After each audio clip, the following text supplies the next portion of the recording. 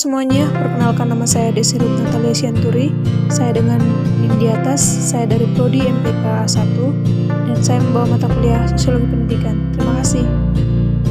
Sejarah Sosiologi Pendidikan. Sosiologi berasal dari kata sosius yang artinya masyarakat dan logos yang artinya ilmu berbicara. Berarti sosiologi adalah ilmu tentang masyarakat. Jika digabungkan secara keseluruhan, sosiologi adalah ilmu yang mempelajari hubungan antara manusia dalam kelompok-kelompok dan struktur sosialnya. Laster Forward mengatakan studi ini memunculkan gagasan solusi sosial yang realistik dan memimpin perencanaan kehidupan pemerintah. Tokoh selanjutnya adalah John Dewey sebagai pencetus sosial pendidikan. Dan menurut John Dewey, pengertian dari ilmu sosiologi adalah studi mengenai bagaimana institusi publik dan pengalaman individu memengaruhi pendidikan dan hasilnya. Tokoh-tokoh lain dalam mendirikan ilmu sosiologi pendidikan ada Emile Durkheim, Robert K. Merton, Auguste Comte, dan Herbert Spencer. Sejarah sosiologi pendidikan ini diawali dengan dua faktor.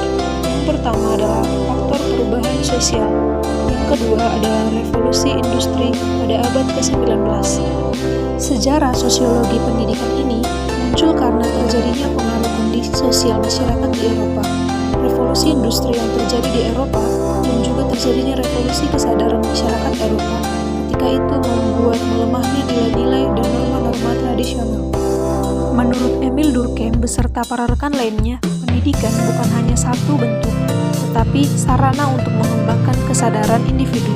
Kehadiran ilmu sosiologi pendidikan ini dengan beberapa cabang ilmunya mendapat sambutan positif dari kalangan praktisi pendidikan dan sebagai wujud alternatif untuk memperkuat ilmu sosial melalui pendidikan. Henry Suzzalo memberikan mata kuliah sosial pendidikan di Teachers College, University Columbia. Nah, setelah itu, sosiologi pendidikan mempunyai ciri-ciri sebagai berikut. 1. Empiris. 2. Teoritis. 3. Kumulatif. 4. Non-etis. Ciri yang pertama adalah empiris, yaitu sikap sosiologi mendasar pada observasi dan akal sehat yang hasilnya tidak bersifat spekulatif. Sosiologi adalah ilmu nyata yang didasarkan pada fakta yang logis, bukan ilmu imajinasi atau khayalan. Ciri yang kedua adalah teoritis, merupakan ilmu yang disusun berdasarkan data serta hasil observasi yang akurat, bertujuan untuk menjalankan hubungan sebab akibat dan akhirnya menjadi sebuah teori. Selanjutnya adalah ciri kumulatif, yang artinya sosiologi disusun atas dasar teori yang telah ada, kemudian diperbaiki dan diperluas untuk memperkuat teori terdahulu dan bersifat objektif. Ciri yang terakhir adalah non-etis, artinya pembahasan masalah dalam sosiologi tidak memperdebatkan baik atau buruknya, namun lebih berfokus pada penjelasan secara mendalam tentang bagaimana permasalahan itu dapat terjadi di lingkungan sosial.